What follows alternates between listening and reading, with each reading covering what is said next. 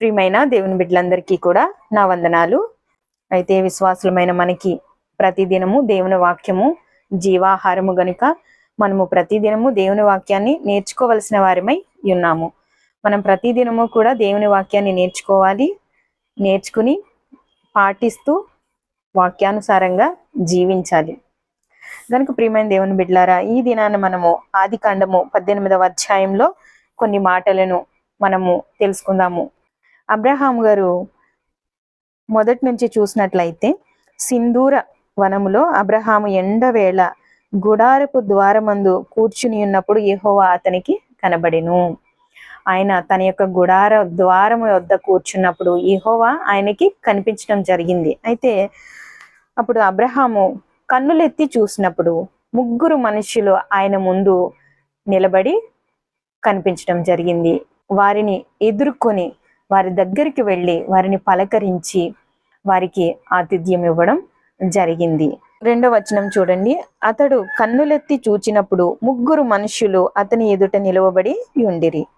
అతడు వారిని చూచి గుడారపు వాకిటి నుండి వారిని ఎదుర్కొన పరిగెత్తెను. గుర్తు పెట్టుకోండి ఈ మాట, పరిగెత్తెను.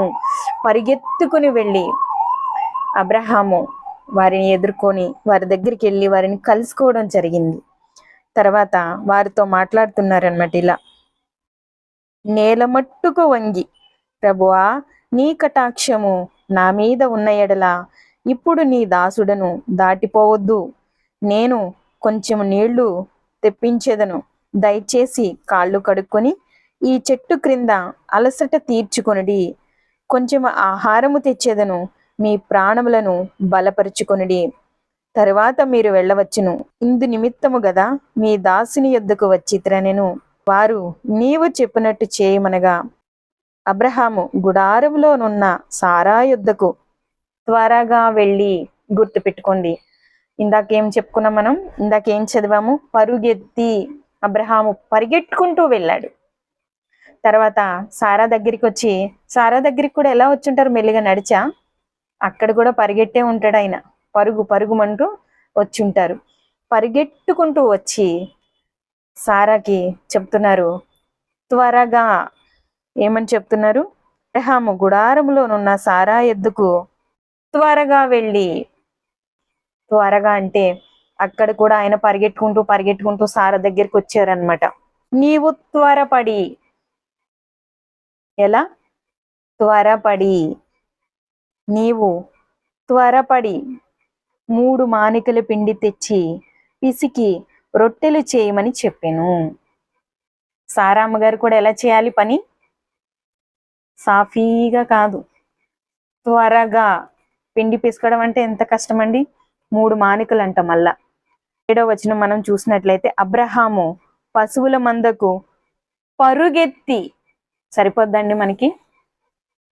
అబ్రహాం ఎవరండి, ఎంత ఆస్తిపరుడు. అలాంటి వ్యక్తి ఇలా ఎందుకండి పరుగులు పెట్టడం, ఇలా ఎందుకండి త్వరపడి నువ్వు పని చేయని యజమానురాలికి, తన భార్యకి ఆజ్ఞాపించడం? పనివాళ్ళు లేరా అక్కడ? బాధ్యత, ఒక బాధ్యత కలిగిన వ్యక్తి ఒక పనిని, ఆ పని పట్ల బాధ్యత ఉన్న ఒక వ్యక్తి వ్యవహరించే విధానము, ప్రవర్తించే విధానము ఇలానే ఉంటుంది. అబ్రహాముకు దేవుడు కనిపించినప్పుడు, ఆయన కన్నులెత్తి చూచినప్పుడు 3 మనుష్యులు ఆయన ముందు నిలబడినప్పుడు అబ్రహాము యొక్క మనస్సు, అబ్రహాము యొక్క ఆలోచన ఎలా పరుగులు పెట్టిందండి. పరుగున వారికి కావలసినవన్నీ సిద్ధపరచడం జరిగింది. తగ్గించుకున్న వాళ్ళు ఎంతగా హెచ్చించబడతారండి. ఎంత ఆస్తికి కర్త ఈయన దగ్గర ఎంతమంది పనివాళ్ళు ఉన్నారు. అలాంటి వ్యక్తి వారు భోజనం చేస్తుంటే ఆ చెట్టు కింద నిలబడి నుంచున్నారంట. నిలబడ్డం నేర్చుకోవాలి మనం. ఒక పాఠాన్ని చదువుతున్నప్పుడు కానీ, ఒక వాక్యాన్ని మనం చదువుతున్నప్పుడు కానీ, అర్థం చేసుకునేటప్పుడు కానీ చాలా జాగ్రత్తగా మనం ఆలోచించినట్లయితే ఎన్నో విషయాలు మన విశ్వాస జీవితానికి సంబంధించి ఉంటాయి. చూసారా, ఒక పని చేయడానికి అబ్రహాము ఎంత త్వరగా పరుగులు పెడుతూ చేయడం జరిగింది. అంతే త్వరగా ఆ పనంతా ముగించుకుని వారి యొద్దకు సిద్ధపరిచిన భోజనములు తీసుకొచ్చి వారికి పెట్టి వారు తినుచు భోజనం చేస్తూ ఉన్నప్పుడు అబ్రహాము కూర్చోలేదు అక్కడ. ప్రియమైన దేవుని బిడ్డ, అబ్రహాము తనను తాను ఎంతగా తగ్గించుకున్న వచనాలు చదివితే మనకు అర్థమవుతుంది కదా. ఈయన మనలాంటి వ్యక్తి కాదా? ఈయన ఉన్న రోజులు ఇంకా భయంకరమైన రోజులు. ఈ రోజు నీకు నాకు ఎలాంటి రిస్ట్రిక్షన్స్ లేవు, ఎలాంటి నియమ నిబంధనలు లేవు. ప్రేమ కలిగి జీవించు, సమాధానంగా ఉండు, క్షమించు. ఇహలోక మాలిన్యం నీకు అంటకుండా నీవు చూసుకో, నీకు జీవ కిరీటాన్ని దయచేస్తానని దేవుడు మనకి వాగ్దానం చేస్తూ ఉన్నారు. కానీ మనం ఎలా ఉన్నామనేది, మన యొక్క విశ్వాస జీవితం ఎలా ఉన్నదనేది మనము గమనించుకోవట్లేదు, ఆలోచించట్లేదు. ఎక్కడో ఎవరి మీద ఆధారపడ్డం తప్ప మన యొక్క పని ఏంటి, నా యొక్క పని ఏంటి, నా పనిని నేను ఎలా చెయ్యాలి, నా పని నేను ఎలా ముగించాలి అని ఏ విశ్వాసి కూడా ఆలోచించట్లేదు. నీకు పిల్లలు కావాలా? ఇక్కడ సారమ్మ గారికి అబ్రహాం గారికి లేని లోటు ఏంటండి? పిల్లలు లేరు, వాళ్ళకి పిల్లలు కావాలి. యెహోవా కనిపించిన వెంటనే, అయ్యో నాకు దర్శనం ఇచ్చేసావు కదా, నాకు కనిపించావు కదా, నాకు పిల్లలు లేరు అన్నాడా అబ్రహాము? పని చేశాడు. దేవునికి సంబంధించిన కార్యము నీవు చెయ్యి, నీ పని ఆయన చేస్తాడు. నీ భారము ఆయన మీద మోపి ఆయన మీద విడిచిపెట్టు, ఆయనకి తెలుసు. కానీ నువ్వేం చేస్తావు? ఎక్కడో కొబ్బరి నూనె ఉంటుంది, అక్కడికి వెళ్ళిపోవాలి, వాళ్ళు చేసేయాలి. ఎక్కడో ఫ్రూట్స్ ఇస్తారు, నువ్వు తీసుకుంటావు, నువ్వు తినేస్తావు. అంటే ఫ్రీగా అయిపోవాలి నీకు పని, నువ్వు కష్టపడు కదా. నువ్వు దేవుని పని చెయ్యు, దేవుని గురించి ఆలోచించవు, దేవుని యొక్క వాక్యాన్ని చదవు. ఒకవేళ దేవుని యొక్క వాక్యాన్ని చదువుతున్నా, ఎలా చదువుతున్నావు నిన్ను నువ్వు గమనించుకో. పని చేసిన ఈ అబ్రహాము, త్వరపడి పని చేసిన సారా ఆశీర్వదించబడ్డారా? ఆశీర్వదించబడ్డారా? వారి లోటు తీర్చబడిందా? దేవుని యొక్క పని మొదట ఏం వెతకాలి? ఆశీర్వాదాలు ఏంటి? వాగ్దానాలా? మొదట నా నీతిని, నా రాజ్యాన్ని వెతుకుడి, అప్పుడు సమస్తమును మీకు ఏది కావాలో అదంతయు నేను మీకు అనుగ్రహిస్తాను. ఎవరు చెప్పారు ఈ మాట? సర్వోన్నతుడైన దేవుడు నీతో చెప్తున్న మాట. కానీ నీవు ఆలోచించుకోలేవు, గమనించలేవు. ఎక్కడెక్కడికో పరుగులు పెడతారు, ఎవరెవరు ప్రార్థనలో కోరుకుంటారు. ఎవరి మాటో వింటాడు దేవుడు, నా మాట వినడు, అందుకు వాళ్ళతో ప్రేయర్ చేయించుకోవాలి. ఇంతేనా నీ ఆలోచన? తప్పు. ప్రియమైన దేవుని బిడ్డలారా, అలా ఉండొద్దు. నీవెక్కడున్నా సరే నీవు మోకరించి నీ తండ్రిని అడుగు, నీ అవసరత తీరుస్తాడు దేవుడు. నీ అవసరత కంటే ముందు నీవు చేయాల్సిన పని ఏంటో నీవు గుర్తు పెట్టుకో. ఆ పని కోసం నీవు త్వరపడు, పరుగులు పెట్టు. దేవుని యొక్క పని చేయడానికి పరుగులు పెట్టు.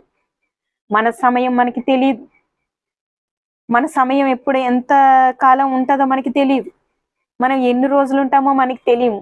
దేవుని పని ఎవరు చేస్తారు మరి? సారా, అబ్రహాము దీవించబడ్డారు, వారిని వారు తగ్గించుకున్నారు, దేవుని యొక్క పనుల మీద, దేవుని యొక్క కార్యముల మీద శ్రద్ధ కలిగి జీవించారు. అలాగే మనమే అదే అధ్యాయంలో ఇంకా నేర్చుకోవలసిన అద్భుతమైన ఒక విషయం ఇక్కడ దాగి ఉంది. అయితే ఈ ముగ్గురు ఏ పని మీద వచ్చారండి? ఏ పని మీద పంపబడ్డారు? సొదొమ గొమొర్రాల లెక్క తీర్చడం కోసం, లెక్కను సరిచేయడం కోసం వారు ముగ్గురు రావడం జరిగింది. అయితే ఆ ముగ్గురు కూడా సొదొమ గొమొర్రాల వైపు వెళ్ళిపోయారు. అయితే అబ్రహాము ఇంకా అక్కడ యెహోవా సన్నిధిలోనే నిలబడి చూస్తా ఉన్నాడు. ఎందుకు చూస్తున్నాడంట? చదువుదాం చూడండి, 23వ వచనం చూడండి. అప్పుడు అబ్రహాము సమీపించి ఇట్లా, నేను దుష్టులతో కూడా నీతిమంతులను నాశనం చేయుదువా? ఆ పట్టణంలో ఒకవేళ 50 మంది నీతిమంతులు ఉండిన ఎడల దానిలోనున్న 50 మంది నీతిమంతులు నిమిత్తము ఆ స్థలమును నాశనము చేయకుందువా? ఆ ముగ్గురు దేవదూతలు ఎందుకు రావడం జరిగిందో అబ్రహాంకి తెలిసిన తర్వాత అబ్రహాము దేవునితో మొరపెడుతున్నాడు అన్నమాట. అయితే అక్కడ 50 మంది నీతిమంతులు ఉంటే ఆ స్థలాన్ని, ఆ దేశాన్ని నాశనం చేయకుండా ఉంటావా దేవా? మనసులో దుఃఖం కలుగుతుందండి ఈ విషయం చదివినప్పుడు. ప్రియమైన దేవుని బిడ్డలారా, జాగ్రత్తగా అర్థం చేసుకోండి. ఇంకా దేవుడు నాశనం చేయను, 50 మంది ఉంటే ఆ దేశాన్ని విడిచిపెట్టేస్తాను, నాశనం చెయ్యను. ఒకవేళ 5 తక్కువైతే, 45 మందే ఉంటే అయినా నాశనం చేయను. ఒకవేళ 30 మందే ఉంటే నాశనం చేయను. ఒకవేళ 20 మంది ఉంటే దేవుడు నాశనం చేయను. దేవా, ఇంకొకసారి నాకు అవకాశం నీ సన్నిధిలో నేను మాట్లాడుతున్నాను. ఒకవేళ 10 మంది ఉంటే, 10 మందిని బట్టి ఆ దేశాన్ని నేను రక్షిస్తాను, నాశనం చేయనని దేవుడు చెప్పి చాలించి మాట్లాడడం, ఆయన పరమునికి వెళ్ళిపోవడం జరిగింది. అబ్రహాము తన ఇంటికి రావడం జరిగింది. ప్రియమైన దేవుని బిడ్డలారా, ఈ వాక్యంలో మీరు ఏం అర్థం చేసుకున్నారు?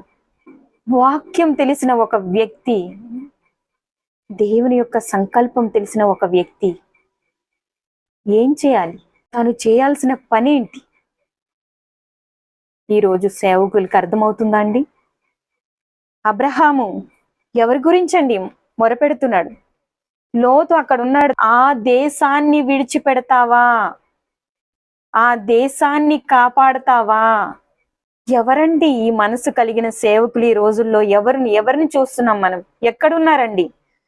ఎక్కడ జరుగుతున్నాయండి సత్యవాక్యం తెలిసిన వ్యక్తులు, సత్యవాక్యం తెలిసిన సహోదర రక్షణ సభలు దేవుని వాక్య సువార్త ప్రజ్వలింప చేస్తున్నారండి. అబ్రహాము ఎవరి కోసం అడుగుతున్నాడండి? ఈ దేశాన్ని కాపాడమని. నీకు సత్యవాక్యం తెలుసా? నాకు సత్యవాక్యం తెలుసు. మనమే చెప్పుకుందాం. వేరే వాడితో మనకి పని లేదు, వేరే వాడి కోసం దేవునికి చింత లేదు. ఎందుకండి ఇలా ఆలోచిస్తున్నారు? గర్వంతో నిండిపోయిందండి. మాకు సత్యం తెలుసు అనే గర్వంతో హృదయం నింపబడింది. సత్యవాక్యము తెలిసిన ప్రతి సహోదరుని యొక్క బాధ్యత ఏంటండి? అబ్రహాము ఏ బాధ్యత కలిగి దేవుని అడుగుతున్నాడు? దేవుని సన్నిధిలో మొరపెడుతున్నాడు. ఎవరి కోసం మొరపెడుతున్నాడు? ఎవరి గురించి అడుగుతున్నాడు? దేవుడు అంటే తెలియక, సత్యం అంటే ఏంటో తెలియక, వాక్యాన్ని ఎలా అర్థం చేసుకోవాలో కూడా తెలియక, అంధకారంలో వాక్యపు వెలుగులో ఉంటున్నాం అనుకుంటూనే అంధకార క్రియల్లో బంధించబడిన సహోదరులు ఎంతో మంది ఉన్నారండి. ఎవరండి వారిని రక్షిస్తారు? ఎవరండి వారికి సత్యవాక్యాన్ని బోధిస్తారు? ఎక్కడ జరుగుతున్నాయండి సువార్త సభలు, సత్య సువార్త సభలు? ఎవరు నిర్వహిస్తున్నారండి సత్య సువార్త సభలు? వాక్యం అందని, వాక్యం అర్థం చేసుకొని హృదయాలకు ఎవరండి పంచిస్తున్నారు? చాలా కొద్ది మంది మాత్రమే. అబ్రహామును చూసి నేర్చుకోండి. ఎవరి గురించి అడిగాడండి అబ్రహాము? దేవా, పట్టణాన్ని విడిచిపెట్టు. సత్యవాక్యం అంటే ఏంటో తెలియని సంఘాలు చాలా మందికి డిఫరెన్సెస్ ఉంటాయి. మేము ఈ సంఘం, మేము ఈ సంఘం, మేము ఈ సంఘం. ఈ సంఘం వాళ్ళకి ఆ సంఘం వాళ్ళంటే పడదు, ఆ సంఘం వాళ్ళకి ఈ సంఘం అంటే పడదు. కానీ వీరందరూ కలిసి ఎవరిని ఆరాధిస్తున్నారు? ఎవరి నామాన్ని వారు ప్రార్థన చేస్తున్నారండి? ఒకే తండ్రి నామంలో, ఒకే క్రీస్తు ప్రభు వారి యొక్క రక్తంలో కడగబడిన సహోదరులు వాక్యాన్ని తెలుసుకునే పద్ధతుల్లో వారు ఈ లోకంలో ఉన్న గలిబిలితో వారు కూడా అందులో పడిపోయి తెలుసుకోలేకపోతున్నారు. మరి సత్య మార్గాన్ని కనుక్కున్న నీవు తెలియజేయవా వారికి? సత్యవాక్యం తెలిసిన మనము తెలియజేయొద్దా వారికి? ఎలా రక్షించబడతారండి? వారు మన సహోదరులు కాదు కదా. వేరే సంఘస్థుల్ని కలవనివ్వరండి. ఒక సంఘంతో ఒక సంఘం కలవరు. వాళ్ళు మనకు సంబంధం లేదు. నేను ఒక క్వశ్చన్ అడుగుతానండి. యేసుక్రీస్తు ప్రభువారు ఎవరండి? యూదుడు. ఒక యూదుడు సమరయుల నీడ కూడా తాకరండి. ఏ దారి గుండా వెళ్ళాడండి ఆయన? ఏ సమరయ మార్గం గుండా ఎందుకు వెళ్ళాడండి ఆయన? సమరయ మార్గం గుండా వెళ్ళి ఎవరితో మాట్లాడాడండి? పవిత్రమైన స్త్రీతో మాట్లాడా? ఎందుకండి? ఆయనకి ఆహారం అండి పని చేయడం. ఎవరి పని?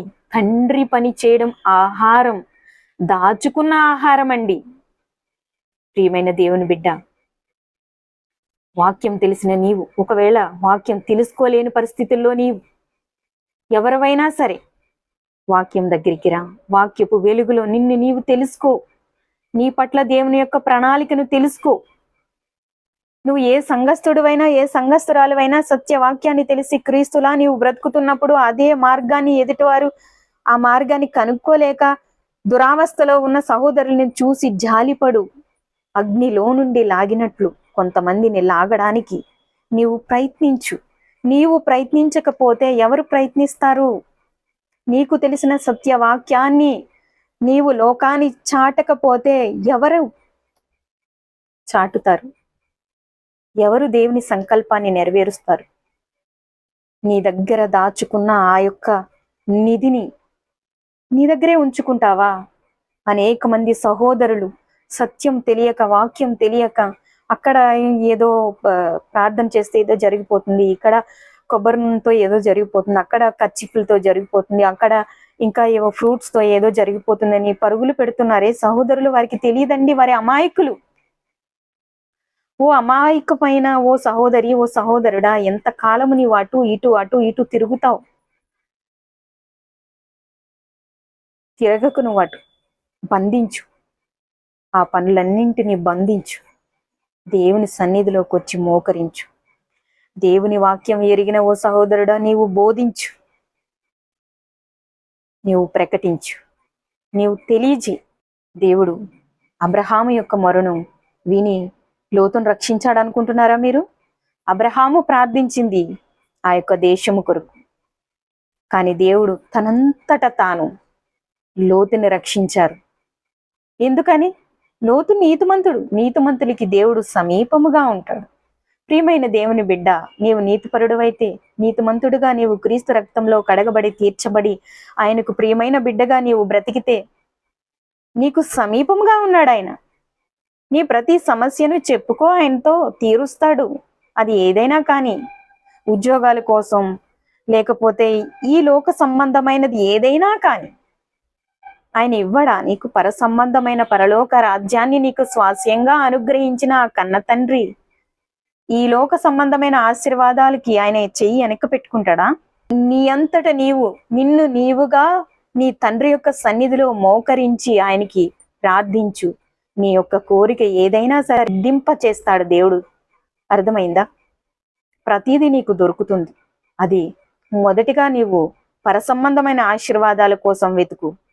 ఆ తర్వాత భూ సంబంధమైన ఆశీర్వాదాలు ఆటోమేటిక్గా అవే నీ దగ్గరికి వస్తాయి. చింతపడకు. అబ్రహాము గారిని చూసి నేర్చుకో.